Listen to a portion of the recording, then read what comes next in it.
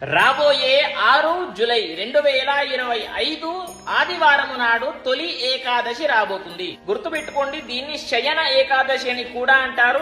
ఎందుకు అని అంటే విష్ణు భగవంతుడు నిద్రలోకి వెళ్తాడు కాబట్టి. ఇది చాలా అంటే చాలా విశేషమైనటువంటి రోజు. ప్రతి ఒక్కరు కూడా ఉపయోగించుకోండి. ఈ రోజున ఏం చేస్తారు అని అంటే, చూడండి, ఏదైనా సరే దాన ధర్మాలు చేస్తే 1కి 10 రెట్లు మీరు ఫలితాన్ని పొందుతారు. అది ఉపవాసమైనా సరే, దాన ధర్మాలైనా సరే. దాన ధర్మాలు అని అంటే అన్నదానమైనా సరే, వస్త్రదానమైనా సరే, లేదా ఒక బ్రాహ్మణుడికి ఒక పూట భోజనమైనా సరే, అది స్వయం పాకమైనా సరే, అదే విధంగా మీరు అది మీ శక్తిని బట్టి దాన ధర్మాలు చేసుకోండి. కానీ నేను చెప్పేది మాత్రం ఖచ్చితంగా పాటిస్తే గనక మీకు విశేషంగా ఫలితాలు పొందుతాయి. మీకు ఉండేటటువంటి కోరిక ఏదైనా సరే నెరవేరుతుంది. చూడండి, ఆ రోజున బ్రహ్మ ముహూర్తంలో లేచి తల స్నానము చేసి సూర్య భగవంతుడికి నమస్కారము చేసుకొని విష్ణు భగవంతుడి అంటే విష్ణు దేవాలయానికి